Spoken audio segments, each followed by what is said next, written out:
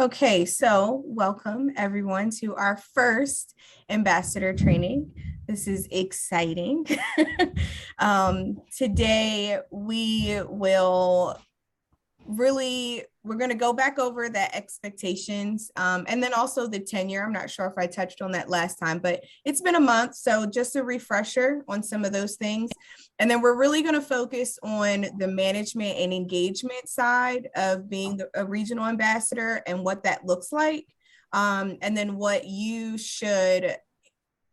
will need to like develop to make sure that you kind of have a robust engagement strategy for your regional communities. So again, we have, these are our regional assignments. We're broken up into 5 different regions. And I don't know if you all have been requesting, I know Najwa has absolutely referred someone, but I have still been getting quite a few applications. So for those regions where we did not have everyone that was needed, so that would be this West Coast here. I think we needed one more person in the Southwest, and the Midwest needed a few more people as well. So there will be new ambassadors that will get added as I review applications and make a decision on who would be the best to kind of fit in this round of ambassadors. So with your regional teams, one of the roles that you will have in CAN is to manage the community. And there's 2 parts of management. So management can be on the front end where you are posting what is a part of the content calendar, which is something that anybody can do, right? You all have been in those regional communities. You know you can post in the live feed. You know you can share information that way. You know you can start a discussion board. But then there are features to the community that you cannot do in the front end. It has to be done in the back end. And we can only have one admin at the time. Right now, with our contract with Hivebright, which is the company that allows us to host CAN on their system, they only give us a allotted amount of admins. So there's going to be one admin per region, which is why I call you all regional teams, because you will need to work together to determine what that content strategy is, how often you will disseminate that content, and who's going to manage it and for how long. So a backend admin, so for the group, that admin would have to approve or deny requests for members to join that community or that region. You can add or remove members from the group. So let's say you have, you know of someone who is in that region, maybe they're struggling to find it or to figure out how to join, you can add them to the group. You can also, if there's someone that is kind of violating our CAN guidelines, maybe they're doing it specifically in the group, you can remove them as well. And that's something that we can kind of go over in terms of what type of protocol we have for that and what guidelines they should or should not be following, or they should be following for that type of decision to be made.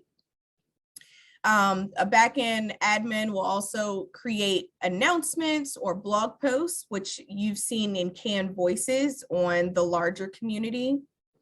You're going to moderate flagged content. So if someone is to flag a live feed post in the group, or they flag maybe it's a comment in the discussion board, you're going to get that person is going to get an email saying that this has been flagged. And so you will need to review it and determine whether it should be removed or whether it didn't actually violate any community guidelines.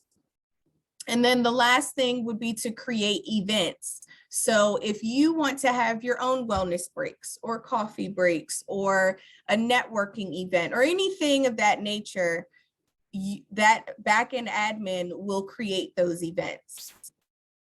Now, obviously, there are some of you have less than others, but you all should really meet together and think of how often you want to rotate your admin. So it could be monthly, it could be quarterly. It really is going to depend on each of you, who has time for what,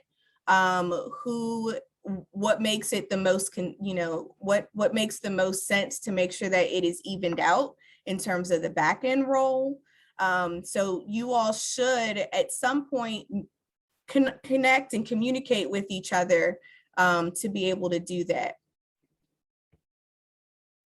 And then whenever there is a new, I have to change this, but whenever there is a new admin, so when we finish our training series, I'm going to be asking everyone who is going to be the first person to take on the admin role for their region. And then whenever you all change to a new admin, you will need to let me know so that I can make that change in the back end. Because while you all are group admins, you won't be able to change who the admin is in your group. I'm the only person, and Haiti and Veronica and I are the only people that have the ability to do that. Are there any questions before I move forward?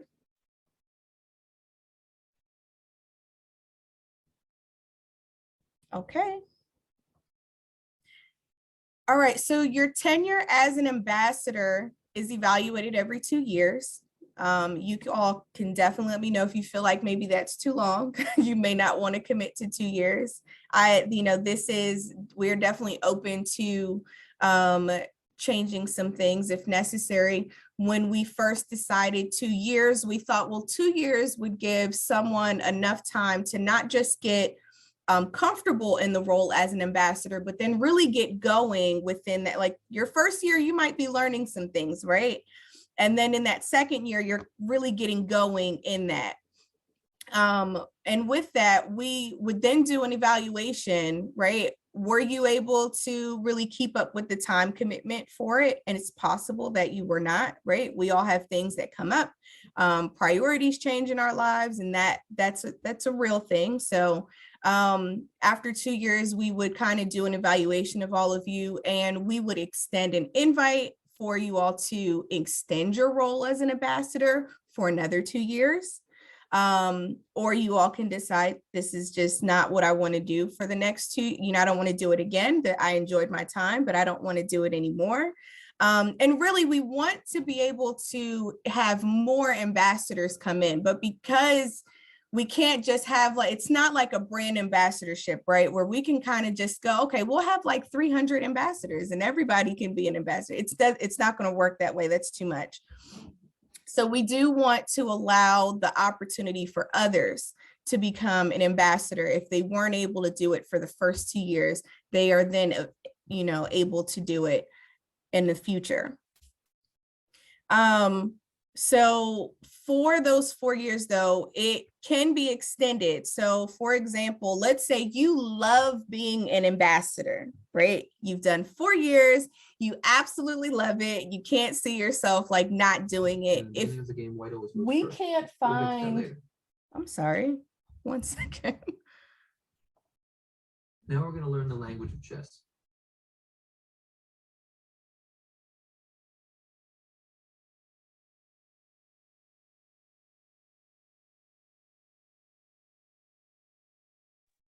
The beauty from working from home, right? They're sharing a video and they put it to the wrong TV. All right. Okay, so back to what I was saying.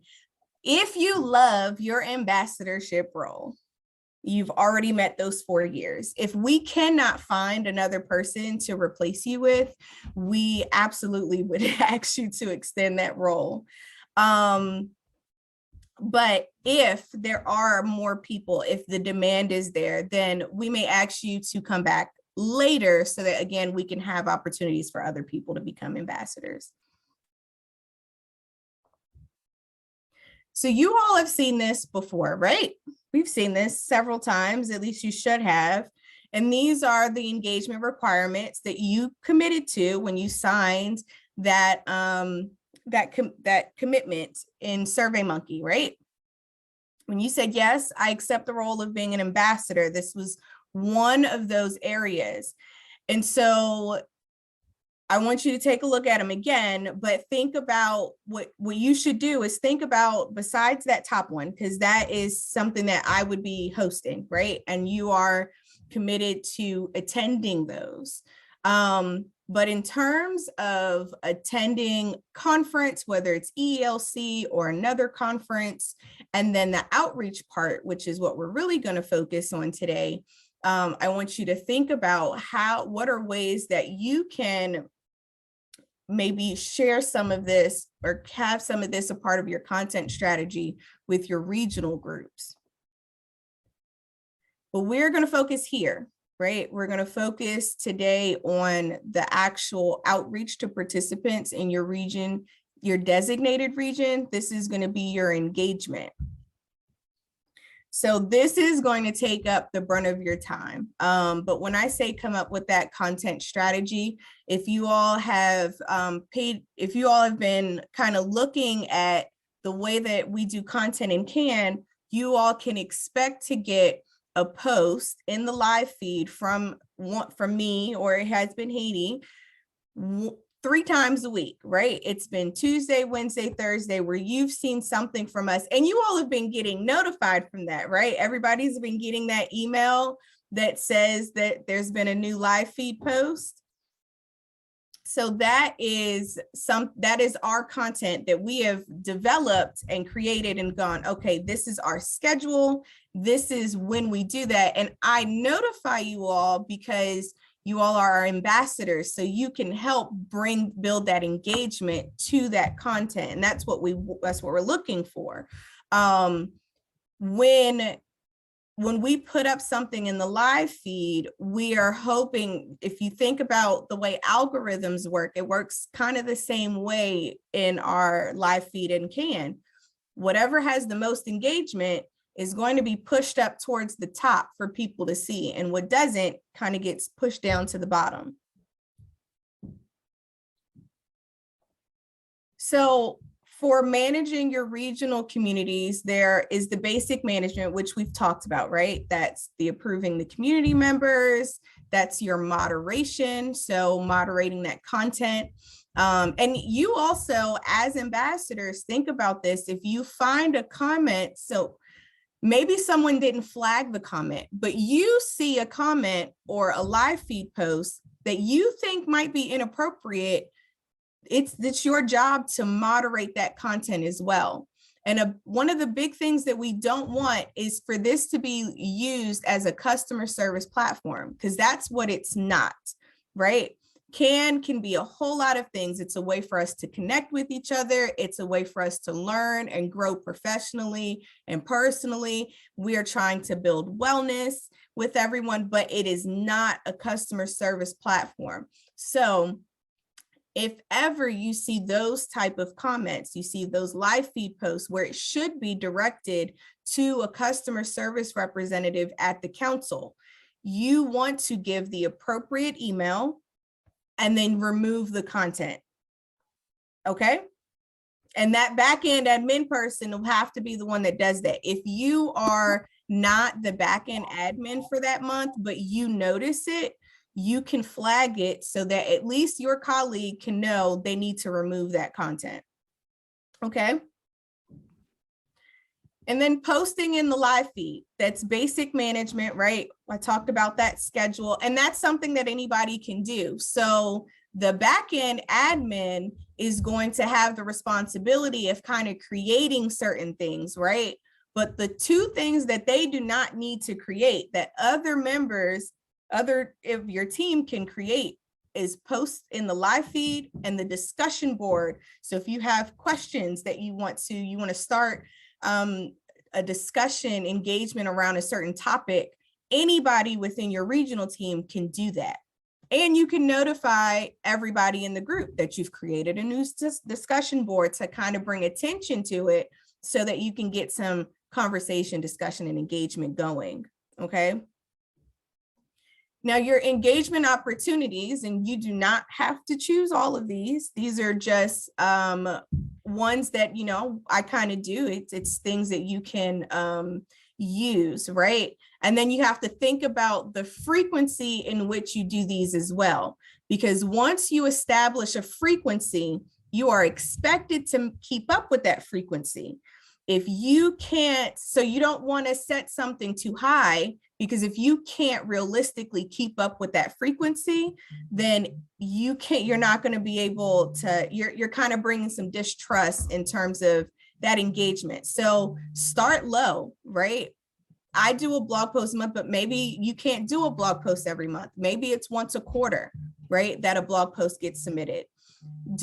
Keep your frequency as low as possible to something that you can commit to, and then build it up over time. If you feel like, you know what, I can do 2 live feed posts a week, that's when you build it up. But maybe you start with 1. Don't start high and then bring it down, okay? But think about ways that you might want to engage with your regional community. So maybe you want to have certain events, right? Maybe you want to find webinars that can be hosted in the community.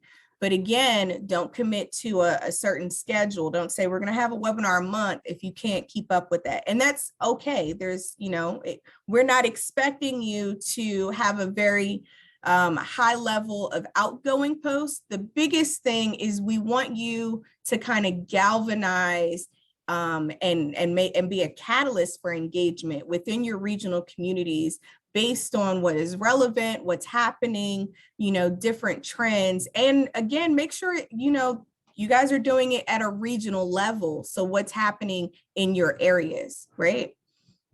There's information sharing, which I have seen a number of you actually go in and do. You have been in the communities, you have been posting, sharing links to different engagement opportunities, whether they are articles or they have been webinars or even conferences. So kudos to those of you that have been doing it. And if you haven't, it's okay. But if you find something, share it, right? And then the discussion boards, which can be a great way to do that, a great way to just get some engagement going. It's also a great way to kind of put some feelers out there. What do you want us to do, right? What type of content or topics would you like to engage with in the community? How would you like us to engage with you? You can definitely create one of those. I think some of you have seen some of the ones and maybe some other groups that have been created like that, that's for that purpose. It's so that I can get some information in a very non-stressful committal way, right?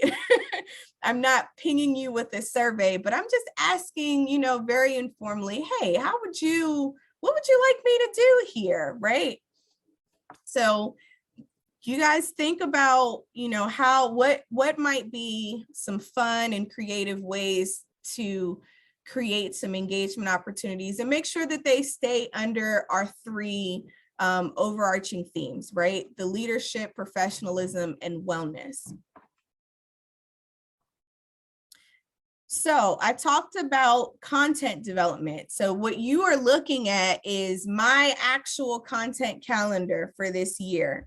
And I will absolutely create a template and share this with you all to make it easy. It does have the month. It has every month. It has the dates already listed. And you can go, what is your frequency for each month? What day are you going to post what? And then here I've made this, if you look to the at a glance, what I love about this part of my content calendar is it allows me to put all of my content in for that day, along with the link to whatever images I'm using or whatever links I'm sharing. And so if I'm not available for whatever reason to be able to post on that day, one of my teammates can jump right in and they can just grab the content and they can put it in without having to create something on the fly, right?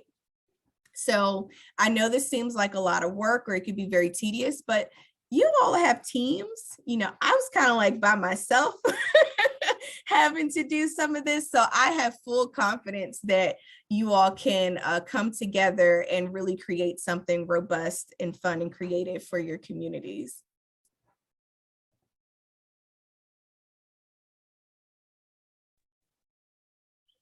All right, there we go. So for today's session, I'm going to do a deep dive into what it actually looks like in the platform when you have that admin role for the backend. And Dr. Angela Perla, who is an admin for our Lazos Latinos group, has actually graciously allowed me to use her her profile and her account as we review. So you'll be kind of seeing it from what it looks like on her end when she logs in. What we will also then go through is we will really kind of go through like content development. So really going into what a content strategy should look like for you, and then how to really best utilize that content calendar that I provided you when as you all start to meet more and really think about the type of content that you want to share to your communities and what topics you're going to do that on. So we went over this last time, but that basic management in the back end is approving community members, moderation. So if someone flags any like a comment, then you have to moderate that as the back end. And then basic management, which is actually not back end, is this posting to the live feed. Any of you, regardless of who has taken on the back end management of the group, will be able to post to the live feed. So in terms of the engagement opportunities, again, that you have, this is not a definitive list. These are just examples of what type of content you can have, but you can do blog posts, you can do coffee breaks if you want, or you can call it anything else, any other type of event, live event, an informal discussion, you can say. If you want to do different types of interviews or webinars, those are absolutely completely welcome and encouraged. Then there's the information sharing, which you all have been doing already. So sharing those links for different initiatives or different conferences, things that are happening in your local regions. And then the discussion boards. Now the discussion boards is not only admin can create a discussion board. Any of your members can create a discussion board, and we want them to create discussion boards, right? It's how we get this ongoing engagement. It's how we get them to not just engage with you, but engage with each other. But sometimes you can use a discussion board for you to prompt some sort of engagement going on around a certain topic and try to get that going. So on that backend admin role, your main, the only thing an admin, the only things backend admins can do are approve new community members. So I don't know if you've all noticed, all of the communities have been listed as private. It is intentional so that there are people who are intentionally joining these groups with the idea, okay, this is the region that I live in, so I want to engage with them. We don't want to have people going to all of these different regions and then start soliciting, putting up solicitations in type of content. And that hasn't happened, so that's been great. But they are private, so you will have to approve people coming into the group. That moderation that I talked about before, which is if somebody flags inappropriate content, or just, it may not be inappropriate, maybe they flagged it, right? It's then your job to review our guidelines and review that content and go, was this actually inappropriate, and decide whether it stays on the community or whether it gets removed. And then there is back-end content creation. So we talked about the two ways that anybody who is not an admin can actually contribute to the community. And that's through the live feed post or through discussion boards. But the back-end admin can only create newsletters or in that news section. So that would be where you have announcements or blog posts, and they can create events. They're the only ones that can do that. So if there's anything that you wanted to, let's say somebody else needed to go in and kind of create, you wanted to have a newsletter going, whoever it is for that month, they're going to be the person that creates that newsletter for that month and kind of designs it and curates it. Absolutely not something you have to do. It's just an option. It is that is available to you as you decide how you really want to engage this community. So I'm going to go back. I'm going to actually jump out of this screen because I'm going to actually share my, actually, I don't have this. Let me come out of this. So I'm going to go into the community as soon as this screen comes up for me.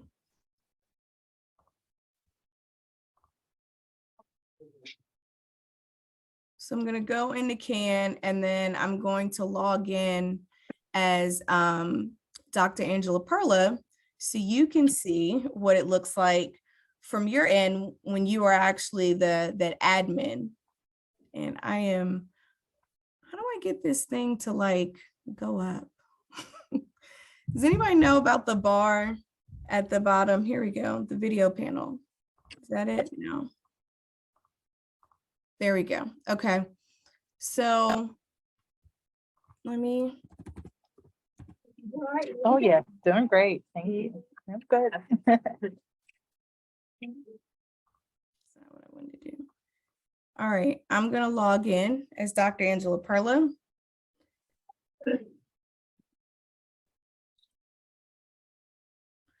So unfortunately, I can't see what it looks like on her specific backend, but that's not the only way to actually, that's not the only way to manage the group. You can manage it from the front end, which is great. So we're going to go to communities here, and I'm going to go to her Lazos Latinos group because she's already an admin there. And so right now, what you all see is this, but you don't see this button here that says manage group. So once you're the backend admin for the group, you will see this option to hit manage group.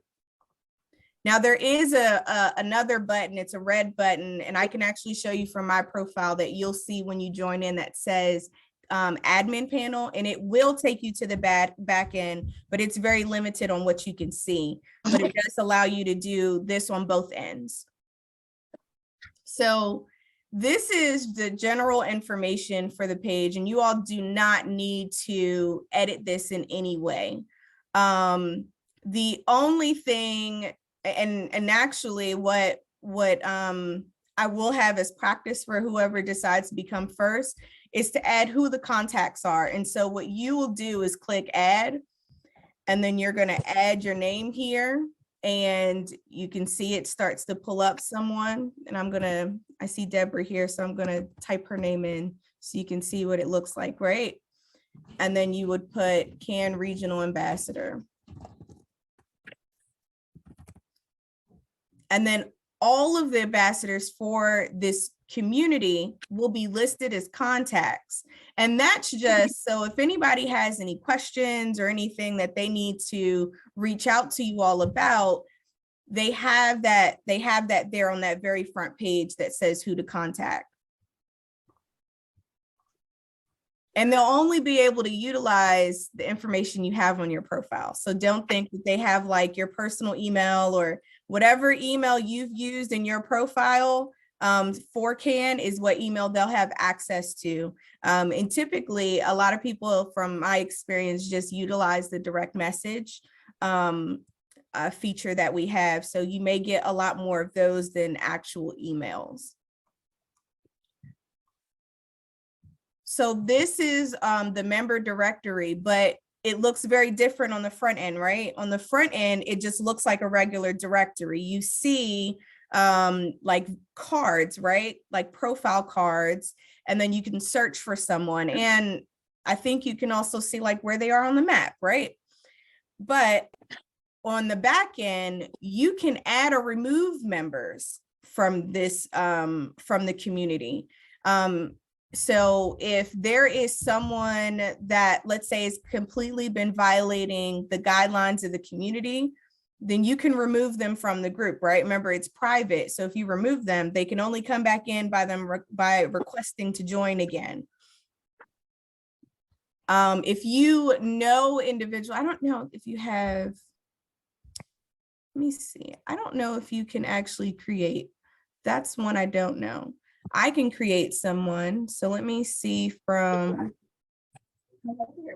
Dr. Angela Perla's in if she can create someone. So you can do that. If you have someone that you would like to join, not only the regional community, but they're going to have to join the overall community, you can create their profile. And really all you would need is their first and last name and their email address. And then it'll send them an invite to join your group.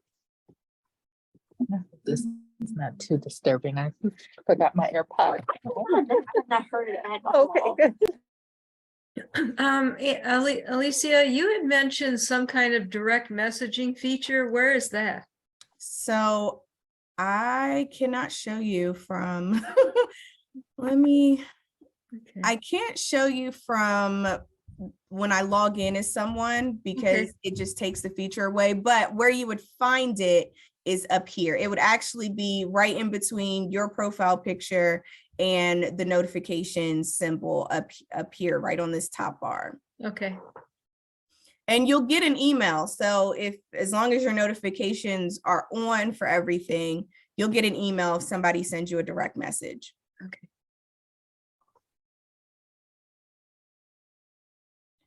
All right, so to member requests, this is where you would approve or deny someone from joining the group. I have not really had to deny anybody from joining the group. I imagine that the only time you really would need to deny someone is if you had to remove them and they've tried to rejoin, then that would be when you actually need to utilize that. Because I do all of the approving and denying of members for the overall community, I've done pretty good at making sure we don't have solicitors, people who are just on here to try to sell stuff. So I don't think you'll need to use that, but that is where you would do it. And actually, just to show you what that looks like. So when you go to that member's request, you'll see a list of approvals here, right? And so Ileana is a PD specialist who's eligible to join the community. So I'm going to click next onto her specific request.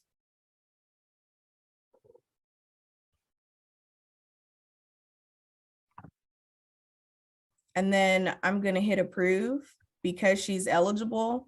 I'm going to make sure she doesn't have a profile, which it looks like she might actually have a profile with us. So I may have to email her to make sure that this is not also her email address. But if this isn't, right, then I'll click create new user. Yours won't be exactly like that. It'll just say approve, and then it'll be an option to send the approval email, letting them know that they've been approved to join your community. Now, I do have an example for a denial, so I'm going to show you that because we have this candidate here. And CDA candidates at the moment are not eligible to join. So I'm going to hit decline, which you'll still see in yours. It'll have a rejection email. I do suggest you all creating a custom email because the email that's currently set up for denying a request sounds a little harsh, even though it has exclamation points. So I think it would be great for you all to come up with your own language for that. But I'm going to send this to her, and then, it lets me know that her request was rejected. So that's what that will, for the most part, look like on your end as an admin for the group. So now for events, when you want to create an event, I'm actually going to go into her last event just so that I don't have to create a new one. And she has this like, where did this come from when she goes back into it? But you will need to put in, the title. You have to fill out all this information before you can save it. So time and date. the link, right? So just like how I do yours, we have a Zoom account that is connected to the community. So you don't have to actually click on the link to join this. So for this meeting, I sent you all an invite from my email because I think that has been, it's been easier for everyone to follow because of that link. But in actuality, you could have just gone onto the community and went to the event page, and it would have started the event as long as you RSVP'd for the event. And so you'll have that option as well inside of your group. The only thing you will need to do is send me an email if you want to utilize that feature and not have this link show. So if you don't want to use your own Zoom links, which makes complete sense, right? So not everybody has paid versions, so we can use ours. And you would need to let me know so that I can create it in Zoom and then set up all this information. But moving forward, you'll also need to have some images for that. They don't have to be this detailed, but I do use Canva to create a lot of the graphics that I use. If you're not familiar with Canva, you can get an account for free. It is very easy to use. They have a lot of templates where you can kind of just switch out what you need without having to have a lot of in-depth knowledge about design. You will need to have a description of your event. And then this is important. So you'll want to make sure that it has your regional community listed here as the related group, because if you don't, it's going to go out to the entire community. Well, if this is just for the Northeast region, you don't want someone from the Southeast region to come and join your event, because it's not even going to be applicable to them. So you don't want it to be like that, right? You're going to want to make sure that your specific region is selected here. Then additionally, what you also want to do is click on, make sure it goes public, right? Because it can have a page created, but it won't show up in your list. So you have to post it to your global list of events.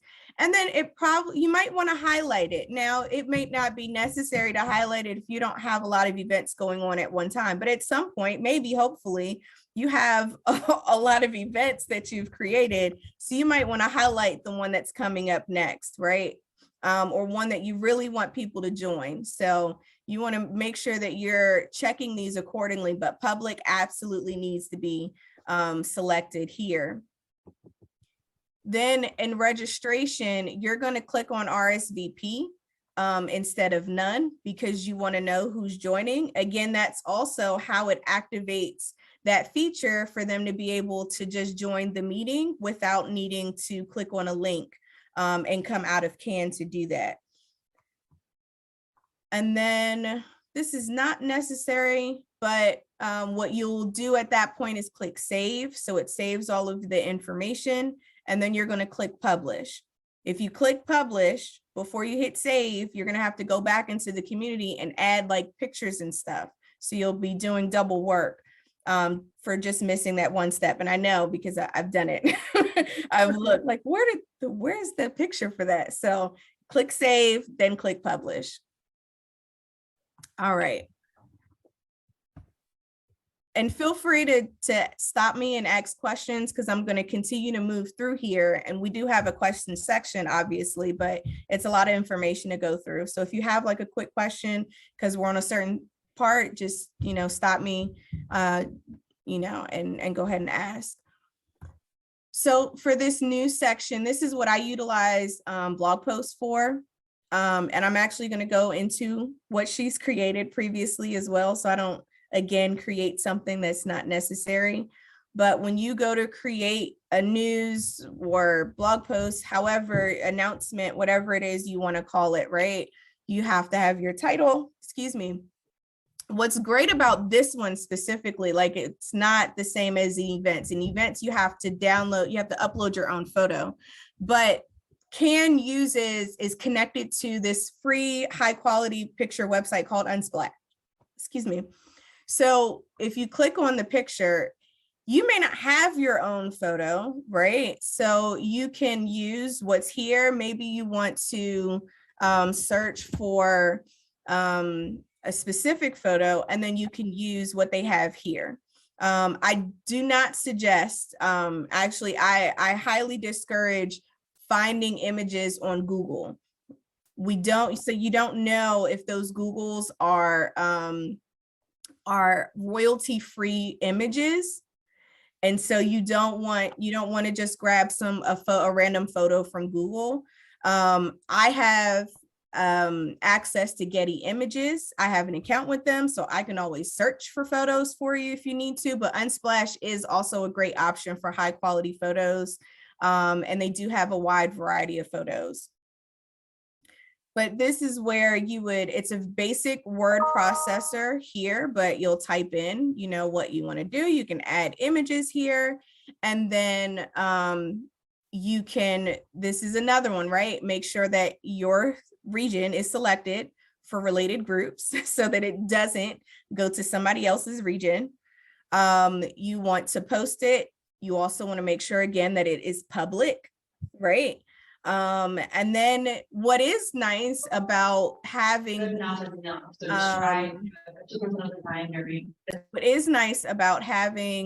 this option is you can pin it to your live feed for your groups, right? So if you have an announcement or a post that you want to put up and you want it to be there for a certain period of time, you can click pin to group live feed and it'll stay right up at the top of the live feed.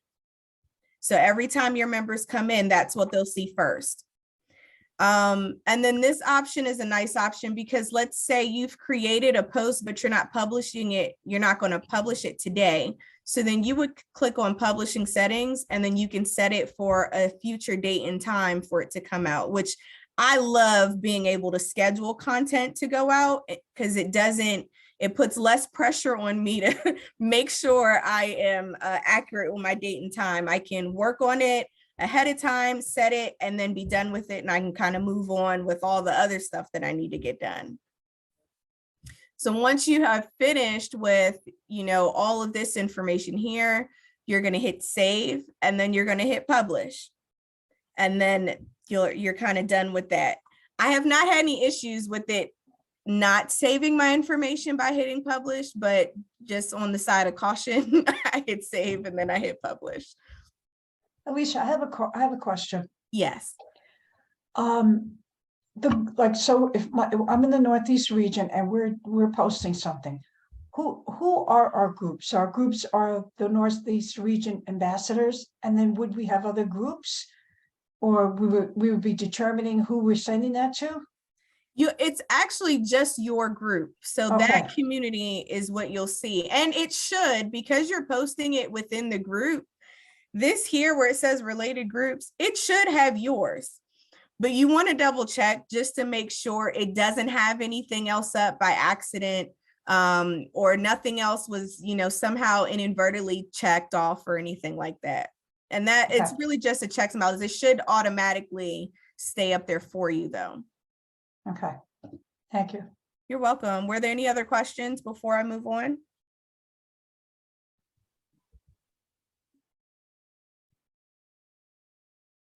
Okay. All right, so the next one is our media center. And I believe I have that up for you all. Some of these features are not completely up for everybody, so we won't touch on everything. But your media center is really just, let's say, okay, you have events, you record it, like how I record these sessions for you all and I put it in your media center. That's what this would be. It's really just you housing different resources or documents. If there are things that you've shared with the community, maybe there are documents that you've shared with the community that you would like them to be able to go back and see later, this is where you can keep that. And you can either add a file, a folder where you can organize it, or you can just add the content.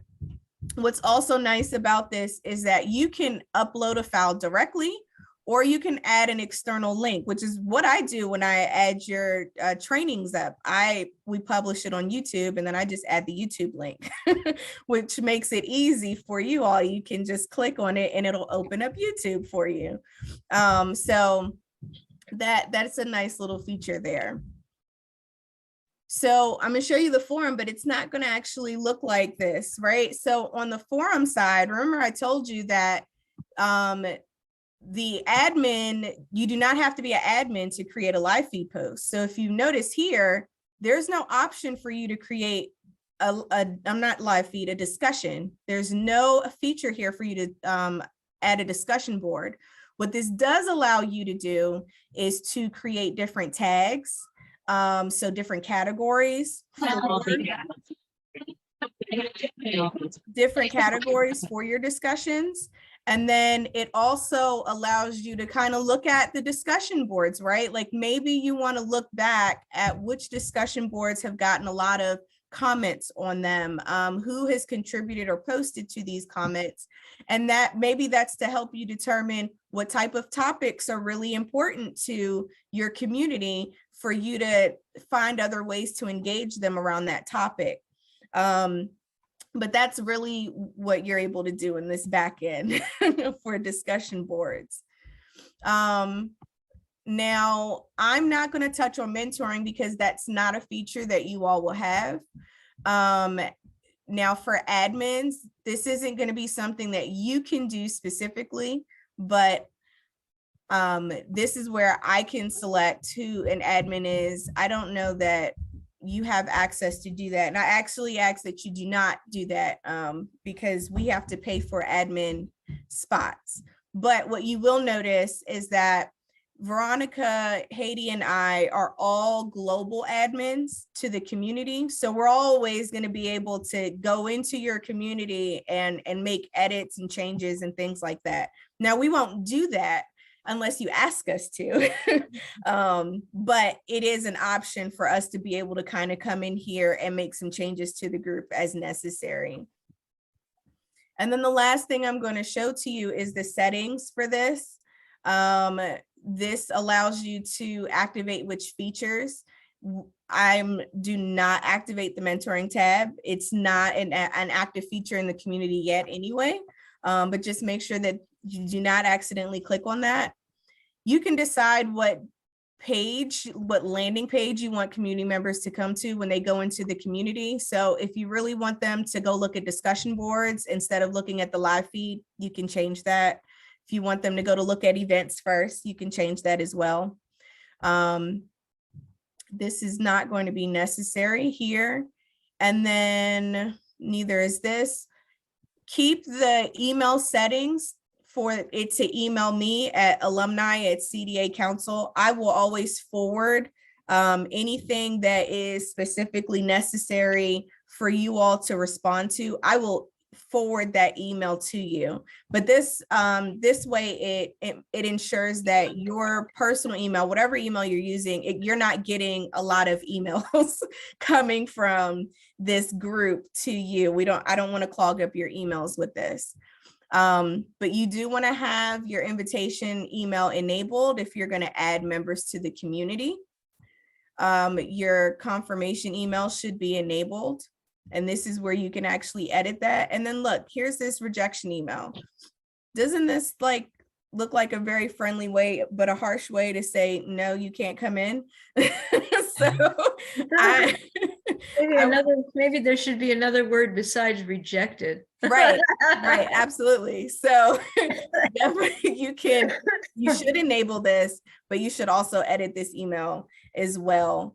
And then this stuff is not really something necessary for you to change. But now down at this bottom, it does allow you to change the group activity notification. Your CAN Ambassador one is set for daily or instantly, because I want you to know the moment I post something in there, I want you to get that notification. Oh, I need to go to this group and see what's going on, right? Because our group specifically is important to you all's your role. But you may not want to set your regional group for a frequency that high. So A very common one, which is very typical, is to do weekly. I wouldn't set it to none at all, because you do want them to get some notifications and like a digest of what's happening in your community, so that they are coming to engage.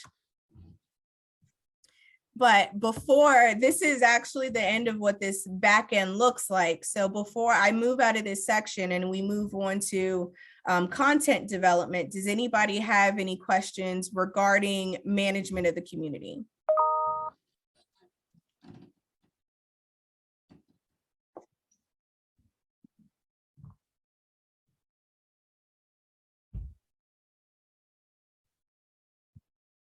All right.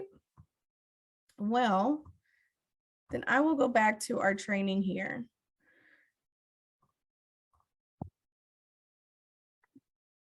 All right, so our content strategy. So we're going to talk about content type.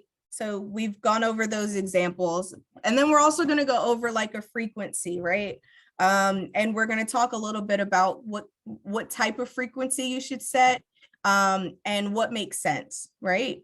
So the type of contents that we've continued to talk, I've talked about this a lot, but it's really just to get you some, like, always having these ideas. So we have call to actions, which is you asking the community to share something with you, right? So I'll give you an example.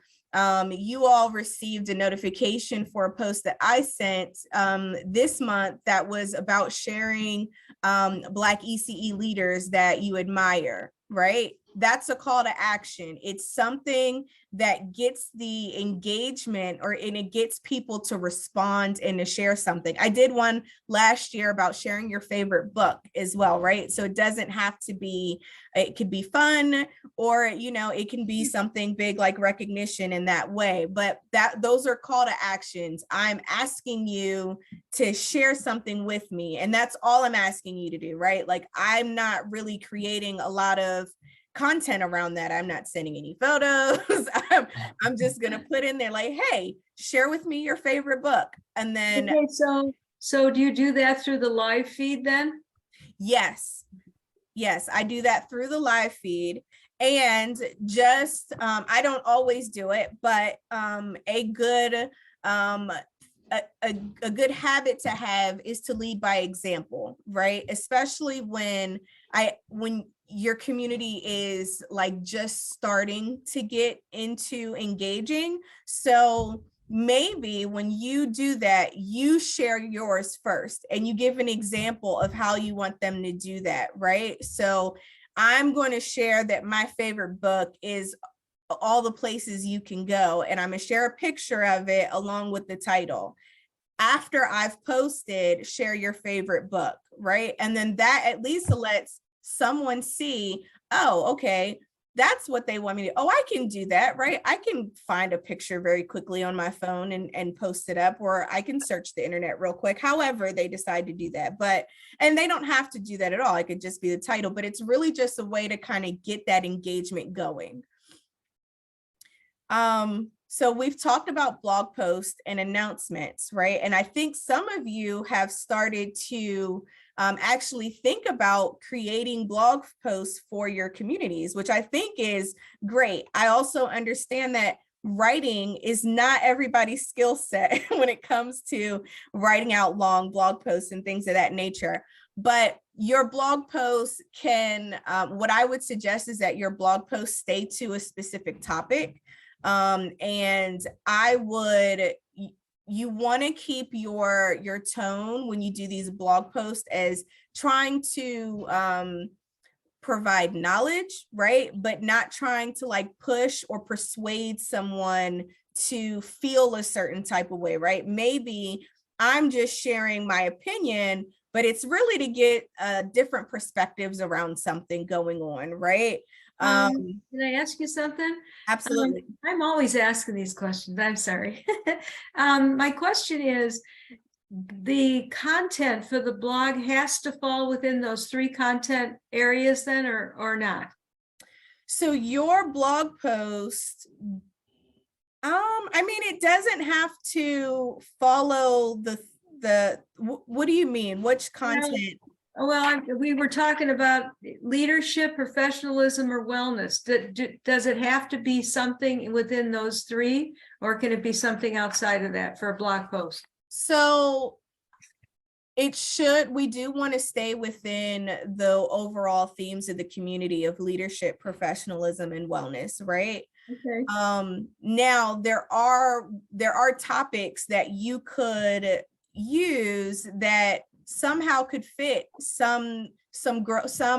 what we want to do is support professionalism, right? We want to support leadership. We want to support the growth of professionals. We want to support wellness, right? So you want to make sure that your content is somehow encompassing one of those three topics when you do. And this is even not necessarily for the call to actions, but this is typically how you want to think about your content in general. Like, how am I contributing to this person's personal growth or their professional growth or their wellness, right? Because and that's one of the things I do want to talk about, is because we don't practice wellness enough, but we talk about how important it is for the field. So think about it in that way. How can I get them to practice more wellness, or how can I get them to think about some leadership, not just aspirations, but how can I get them to think about this area of leadership that maybe isn't talked about a lot, right? Or is there something that I'm sharing that's a part of the profession that contributes to their professional growth? So, and you can still keep it regional. It does not have to be very broad in that sense. It can still be based on like what's currently happening.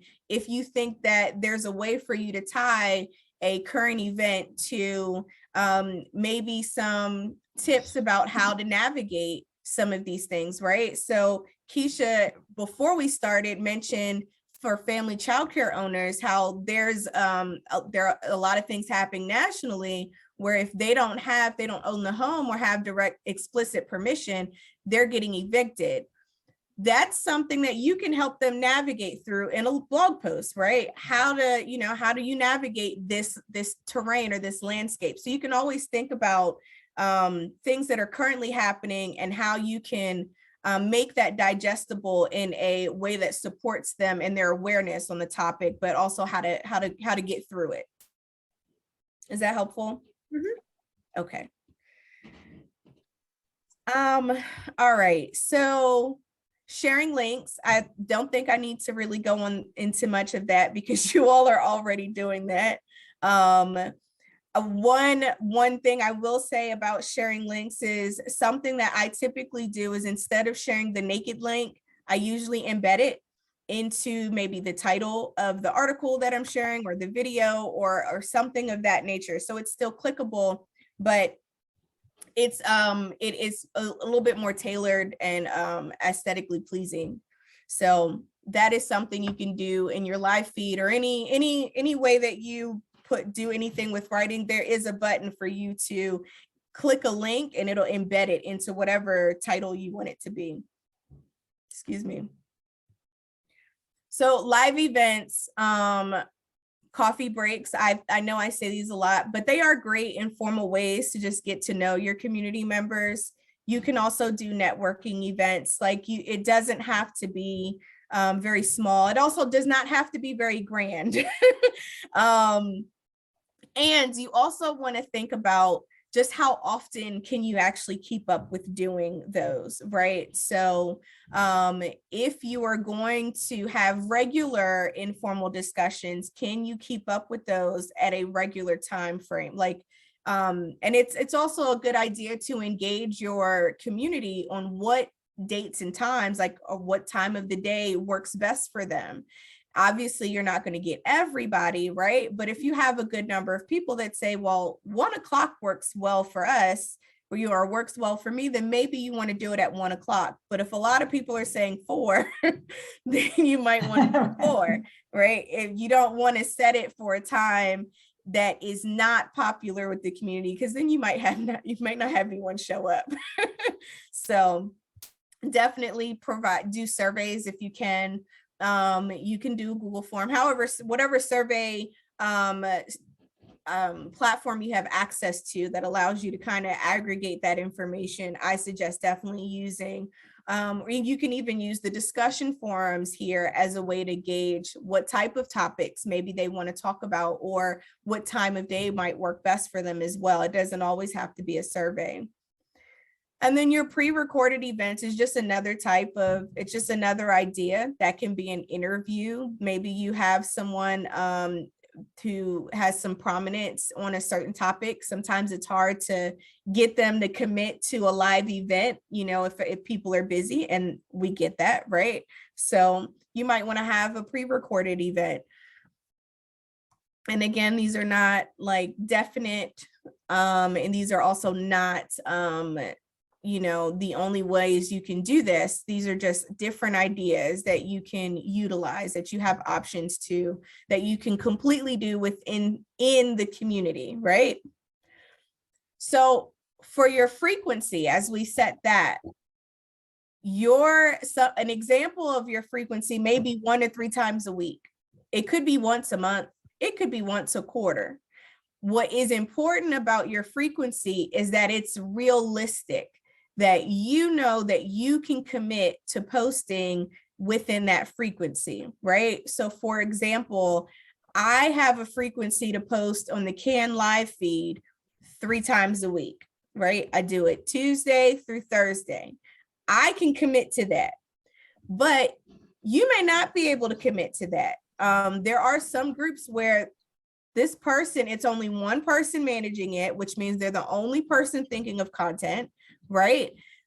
Which means they don't have a support system. There's no team, it's just them. So they might only do it once a month, or they may do it once a week because, listen, I can go in there and I can post this once a week and it doesn't provide a lot of pressure for me, but I know that I can keep up with that. And that's the main important piece of that frequency. And then understand that not every content type needs to have the same frequency, right? So I may post 3 times a week, but I don't post the same type of content 3 times a week. I may post those 1 time a week. I only do blog posts once a week. Our events now, I don't, if you haven't noticed, I've tried to change that up a little bit. So in January, we did a wellness session, which is not the same as a coffee break. And I've changed that, like, okay, let's change our frequency to wellness sessions being every quarter. So once a quarter, I'm going to do a wellness session, and then I'm going to do a coffee break. And then I may have another type of event that I may do, but it's something that I can commit to. It's realistic for me, because once you set that expectation with your community, they're expecting you to be there. They're expecting you to show up. Now, obviously, there are things that happen that can prevent that, and that's life, right? But generally, if you say that you're going to have a coffee break every month, then you better be ready to have a coffee break every month.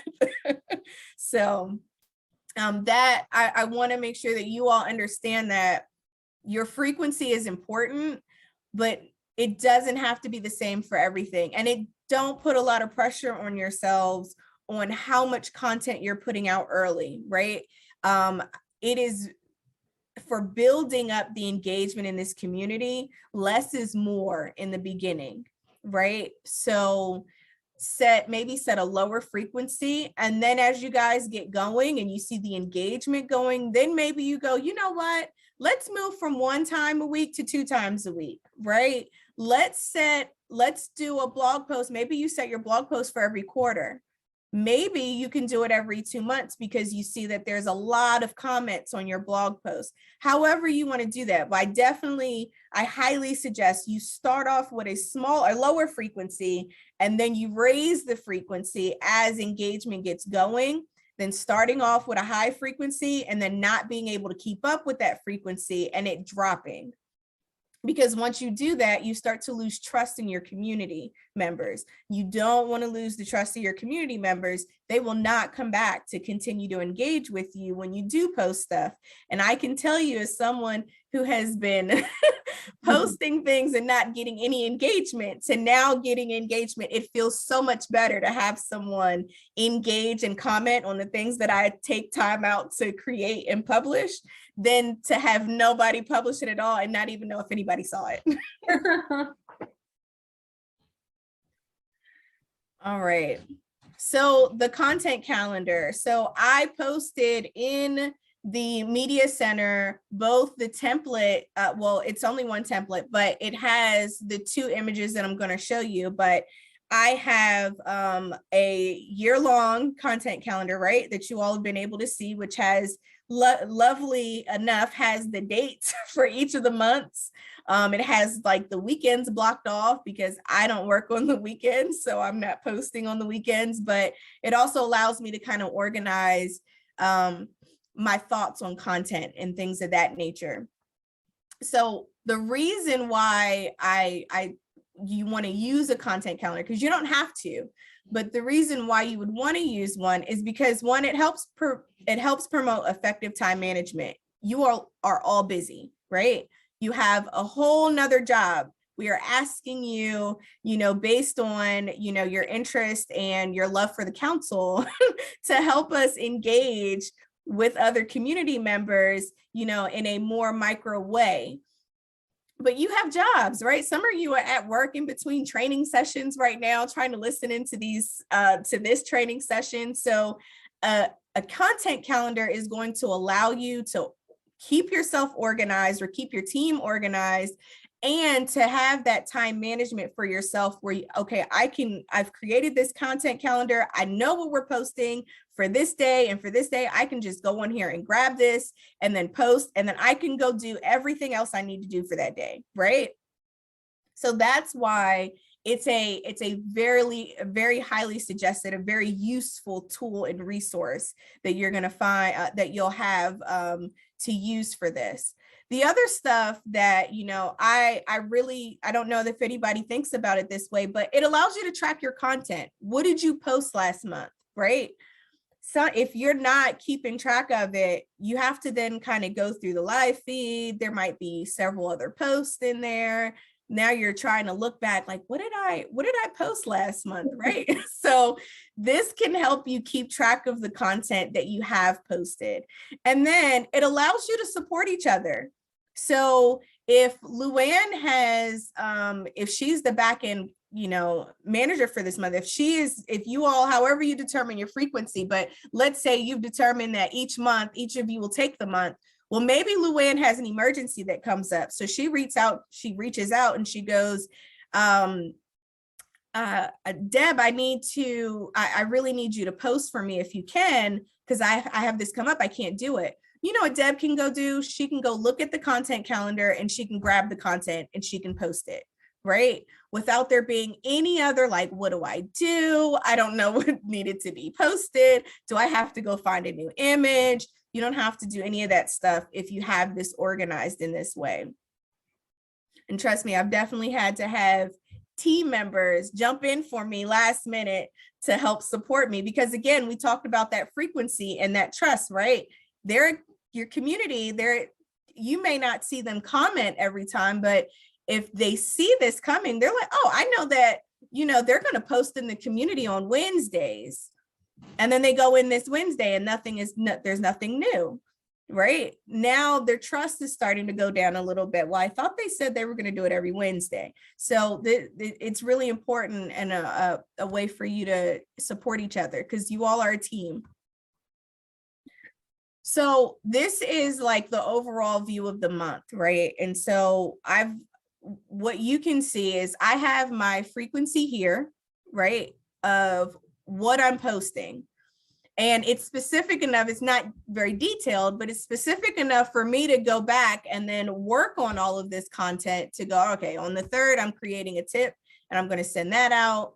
On the 12th, I'm sharing a link. On the 25th, I'm doing a quote. And what I have here, this is something that, I kind of created. It allows me to keep in mind, what's the theme that I have for the month? You all don't have to have themes, but for me, I have found it very useful in thinking about what type of content that I'm going to create for the month. I do typically create it about around like what is a national awareness for that month, right? So a lot of February was a lot of Black history stuff. And I did health equity. Next month, you're going to see a whole lot of Women's History Month posts, because it helps me. It actually allows me to think of some ideas without trying to think of like, what do they want to look at? Like, no, you're not really going to have that information. So if you have a theme, it allows you to really keep your content within a certain topic, right? And it can help come up with different ideas like, oh, we can send this or we can do this. It really helps with that brainstorming of what type of content. Now, again, you don't have to have a theme, but having at least a topic might just help you with creating content for that month. Now, the next one I really like, so you all should see this on that very first page of that Excel spreadsheet that I sent. So you all are really looking at what I have, what I use.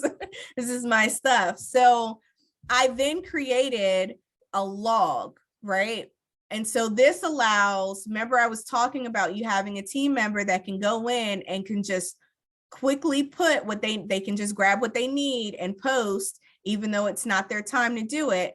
I have the day, I have what the topic is, and then I have the actual message. And then for the council, we do, one of our initiatives is to make sure that we have stuff translated, right? We know that we have a huge population of Spanish speaking community members. So it's important that I have my messages translated, right? And then if I'm going to send out a link, I have a place for that. But then I also have, just because I have a drive, so, this is something you can decide how you want to do that. But I then also have a link to the image that I'm using, so that I don't have to go search for a new image. I can just click that image. Okay, this is the one I'm using, and I can copy and paste pretty much everything and then hit post. Okay, so I would utilize both. The overview of that calendar is going to give you that large picture of what you have for that month, maybe what's going on that month, and can help you really organize how you want to do that frequency. But this one here, I find this is a lifesaver. I did not have this last year when I started doing CAN and started working with the community. And so to have this year, again, not only did it allow my other teammates to be able to jump in for me, but it really just helps me out with my own time management. I know that tomorrow when I go post, I already have this in here. I don't have to come up with a message. I don't have to try to get someone to translate it for me, because I don't read and write Spanish, so I can't just do that myself. I'm not going to use Google Translate because that's not always going to be contextually correct, right? So I am going to make sure that I have all of this done ahead of time. I don't even have to think about the content for the month of March because I already have it created. So who are you having somebody else, a colleague, translate for you? Yes. So I do have, we actually have a consultant that translates all of our messages, and he does not work like instantly, right? So that means that I have to have all of this done, and then I have to send it to him in a timely manner so that he can have it back to me and I can put this into this calendar. Now I can, that's also a resource you have available with us. You want messages translated, I can do that. You have to also understand you have to work under the same time frame that I work in. It takes him at least a week to get back stuff translated. Sometimes it takes less time, sometimes it takes more time. But if you need a message to go out tomorrow, I can't get that translated. Or we cannot expect to get that translated in time. But if you work on this calendar ahead of time, right? Let's say you have it done 2 weeks before the month is coming up. You can send me all of your language and I can send it to him to get it translated. And then I can send you back the translated message.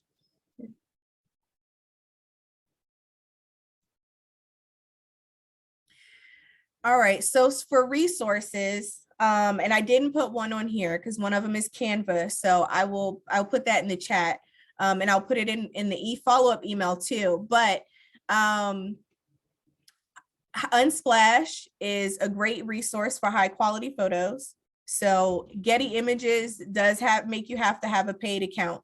Some of you may have access to that just based on your jobs. If you want to use that, that's perfectly fine. I'm not going to ask you to, because again, you can always email me and say, I would really like a picture of a teacher of an educator with a young child or with an infant, and I can search it up. I can download some, send them to you, and you can tell me which one you can use, which one you want. That's an option. Unsplash though is a free website. It's still high quality. What it is there are photographers that really just want the recognition of their photos being out there. So they use this website. It may not have, it's not as vast in variety as Getty Images. So I don't know if you've noticed, I have at least, just, and it may be because of the work that I do, but there are a lot of photos that ECE organizations use that all look like the same photo. Like, oh, I've seen that photo before. But it's because we're getting it probably from the same place. Unsplash is not necessarily going to have those specific type of images, but they do have nice high quality ones that you can utilize. And that's a website. It's just unsplash.com. Remember, Can is connected to it. So for some of the content you're trying to create, you can just search, you can click on change image and it'll pop it up for you. But for like your live feed posts, you'll have to upload an image for that. And so I do suggest using that. And if you have any other, this is not a finite list of websites that have high quality photos. If you have access to those, definitely use them. But I do want to stress that I want you to use high quality photos. I don't want you to just search Google for an image. It's going to be very low quality. And it's very likely that even that low quality image has a royalty to it. It's somebody else's image and we're not even allowed to use it, but because Google is Google, you can find it. So let's be mindful of that. And then for National Awareness Months or days, you can use this website called Crestline. There are a lot of other websites that will mark fun and quirky days as well, right? That are maybe not as highly known. Maybe you might want to find some. It might help you with thinking of some content for it to do for the month. But I do like to know what are we using this month to be aware of, right? So I can see how I can try to incorporate some of that content into how I share engagement opportunities with the community.